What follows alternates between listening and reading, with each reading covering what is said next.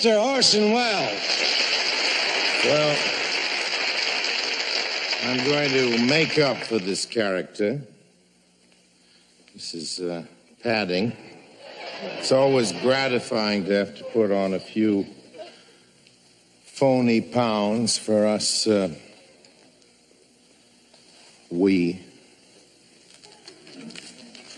chubby tragedians. Ladies and gentlemen, Sir John Falstaff.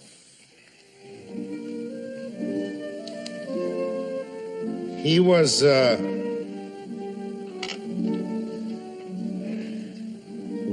was he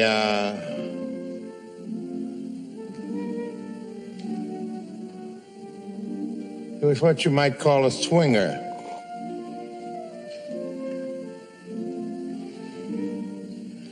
In the 15th century, they didn't call them swingers, but they swung. And nobody more so than Sir John.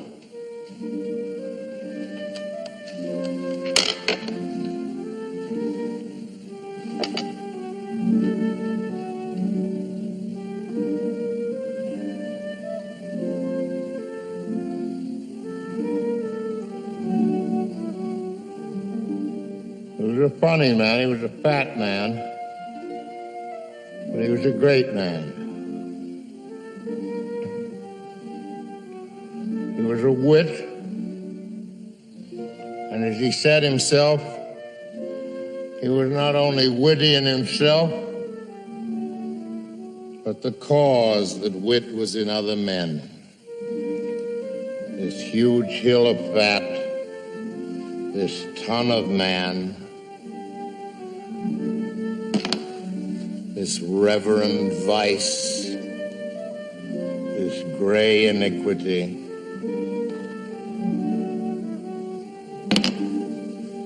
He was a spokesman, you might say, for Merry England, the old Merry England of May mornings and midsummer eves, when even villainy was innocent.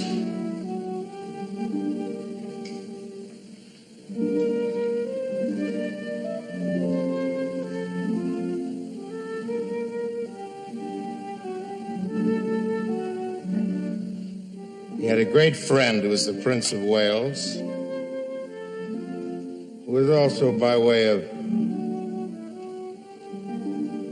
one of the boys. But Falstaff was more than that. He was Sir John Falstaff, but among the knights, he was a knightly dropout. You might almost say that he was he was the great-great-grandfather of all the flower children.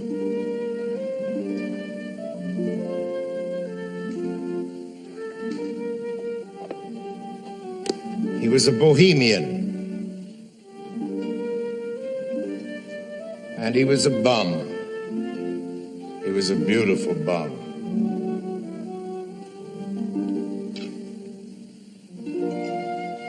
He was a great expert on wine, women, and song. And what he's going to say for you now is a little tribute to wine, and matter of fact, to a particular kind of wine, sherry, which in those days was called sherry sack.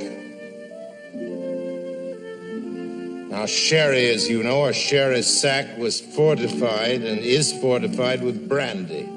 It's strong drink, and this is Shakespeare's first and greatest of all commercials for the subject of booze.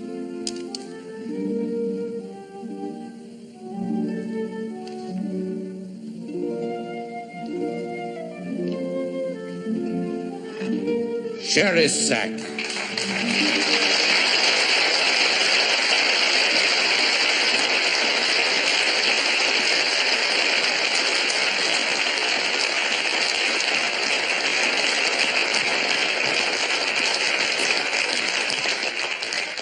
These sober-blooded boys do not love me, nor a man cannot make them laugh. And that's no marvel. They drink no wine.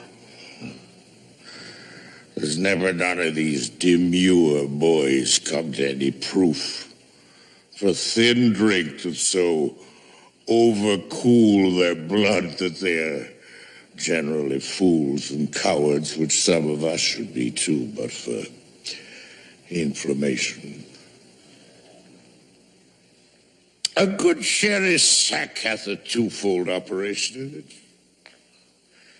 It ascends me into the brain, and dries me there all the foolish and dull and cruddy vapors which environ it, makes it apprehensive, quick forgettive, full of nimble, fiery, and delectable shapes, which delivered o'er to the voice, the tongue, which is the birth, becomes excellent wit.